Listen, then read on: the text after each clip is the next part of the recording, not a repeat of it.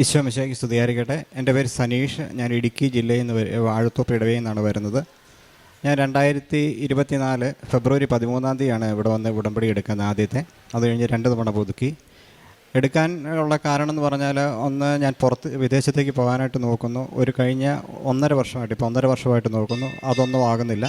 പിന്നെ എൻ്റെ മകൾക്ക് ഒരു അസുഖം ഉണ്ടായിരുന്നു. അവളുടെ ബൈ ബർത്തിലുള്ള ലിവറിന് ഒരു സർജറി കഴിഞ്ഞിരിക്കുന്നു. ഇപ്പോൾ 13-14 വർഷമായി.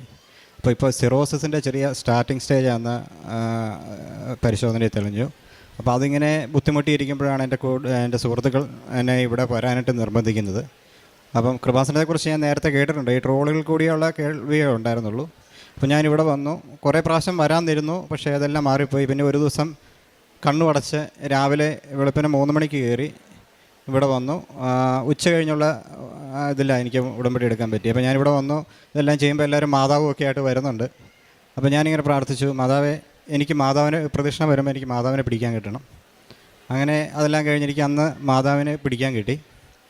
അപ്പോൾ അങ്ങനെ അന്ന് ഉടമ്പടി എടുത്തു പോയി, പത്രം മേടിച്ചുകൊണ്ടൊക്കെ പോയി. പക്ഷേ പത്രം കൊടുക്കാനൊക്കെ എനിക്ക് ഭയങ്കര മടിയായിരുന്നു. അപ്പം വളരെ സേഫ് സോണിൽ മാത്രം ഞാനത് പത്രം വിതരണം ചെയ്തു. കുറച്ചൊക്കെ മിച്ചം വന്നു. അപ്പോൾ ഞാൻ കുറച്ച് ദിവസം കഴിഞ്ഞപ്പോൾ മാതാവിനോട് ചോദിച്ചു, മാതാവേ, ഒന്നും ആകുന്നില്ലല്ലോ. അപ്പം എൻ്റെ മനസ്സിൽ പെട്ടെന്ന് വന്ന്, നീ പത്രം മുഴുവൻ കൊടുത്തോ? ഇല്ല. അപ്പം പത്രം എല്ലാം കൊടുത്തു. ഒരെണ്ണം ഞാൻ മിച്ചം വെച്ചു. അത് കഴിഞ്ഞിട്ടും ചോദിച്ചു, മാതാവേ, ഒന്നും ആകുന്നില്ലല്ലോ. അപ്പം മാതാവ് വീണ്ടും ചോദിച്ചു, നീ ആ പത്രം വായിച്ചോ? അങ്ങനെ എൻ്റെ മനസ്സിൽ അങ്ങനെ തോന്നുക. പിന്നെ പത്രം വായിച്ചു. പത്രം ആ ദിവസങ്ങൾ അങ്ങനെ അങ്ങ് പോയി. ഒന്നും ആയില്ല. അത് കഴിഞ്ഞ് വീണ്ടും വന്ന് ഞാൻ ഉടമ്പടി പുതുക്കി കഴിഞ്ഞപ്പം പുറത്തേക്കുള്ള പ്രോസസ്സിങ്ങിൻ്റെ കാര്യങ്ങളൊക്കെ ഏതാണ്ടൊക്കെ സ്റ്റാർട്ട് ചെയ്തു. അത് കഴിഞ്ഞ് ഇൻ്റർവ്യൂ വന്നു. ഇപ്പം ഞാനിങ്ങനെ, എനിക്ക് നല്ലൊരു കോൺഫിഡൻസ് ആയിരുന്നു. അപ്പം എനിക്ക് കുഴപ്പമില്ല, ഞാനത് പാസ്സാകും. മാതാവിനോട് മുമ്പിൽ വന്നു, മാതാവിനോട് പ്രാർത്ഥിച്ചു, ഉപ്പിട്ടു, എല്ലാം വെച്ച് പ്രാർത്ഥിച്ച് ഇൻ്റർവ്യൂ അറ്റൻഡ് ചെയ്തു. പക്ഷേ ഇൻ്റർവ്യൂ വളരെ ശക്തമായി ഞാനങ്ങ് തോറ്റുപോയി.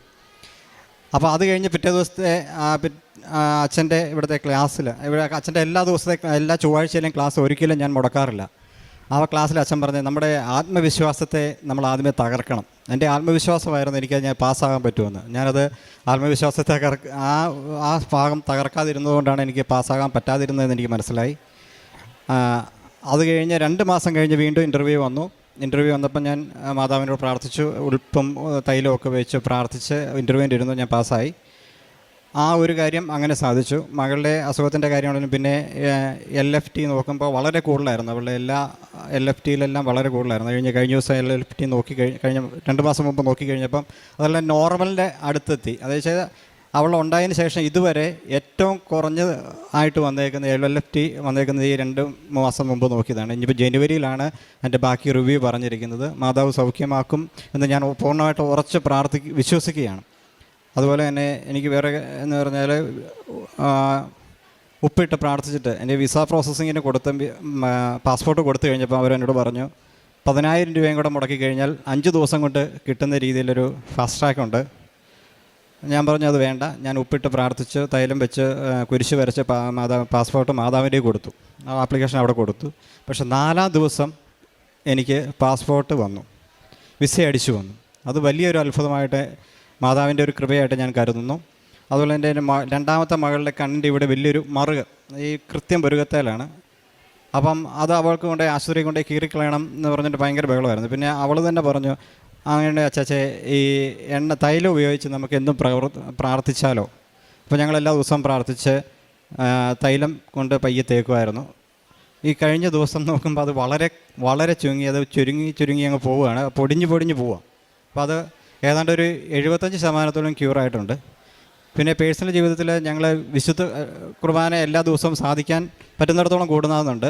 പക്ഷേ എല്ലാ ദിവസവും ഞങ്ങളുടെ കുടുംബ പ്രാർത്ഥന അത് എല്ലാ ദിവസവും തന്നെ ചെല്ലാൻ ഒരു 99% ഞങ്ങൾക്ക് സാധിച്ചിട്ടുണ്ട്. അത് നേരത്തെ അങ്ങനെ ഒരു സംഭവം ഉണ്ടായിരുന്നതല്ല, വളരെ വല്ലപ്പോഴുമൊക്കെ ഉണ്ടായിരുന്നതാണ്. അതുപോലെ രാവിലെ എഴുന്നേറ്റിരുന്ന് പ്രാർത്ഥിക്കുന്നതും അങ്ങനെയുള്ള കാര്യങ്ങളെല്ലാം വളരെ ഭംഗിയായിട്ട് നടക്കുന്നുണ്ട്. വിശ്വാസത്തിൽ കൂടുതൽ ആഴപ്പെടുവാൻ സാധിച്ചിട്ടുണ്ട്. അതുപോലെ തന്നെ വിശുദ്ധ ബൈബിള് വായിക്കും, എല്ലാ ദിവസവും വായിക്കും. അത് ഇത്ര ഒരു അനുഭൂതിയാകുന്നത് ആദ്യമായിട്ടാണ്. ബൈബിൾ നേരത്തെ വായിച്ചിട്ടുണ്ടെങ്കിലും ഇപ്പോഴും ബൈബിൾ വായിക്കുന്നത് വളരെ ഒരു അനുഭൂതിമായ കാര്യമാണ്. പിന്നെ കാരുണ്യ പ്രവർത്തികൾ വളരെ പാവപ്പെട്ടവർക്ക് പൈസയൊക്കെ കൊടുത്ത് സഹായിക്കാറുണ്ട്. അതുപോലെ തന്നെ ആശുപത്രിയിലൊക്കെ പത്രം കൊണ്ടേ കൊടുക്കാൻ എനിക്ക് ആദ്യമേ മടിയായിരുന്നു. ഞാൻ ആദ്യമേ ചെന്നിട്ട് തിരിച്ചിറങ്ങി പോന്നിട്ടുണ്ട്.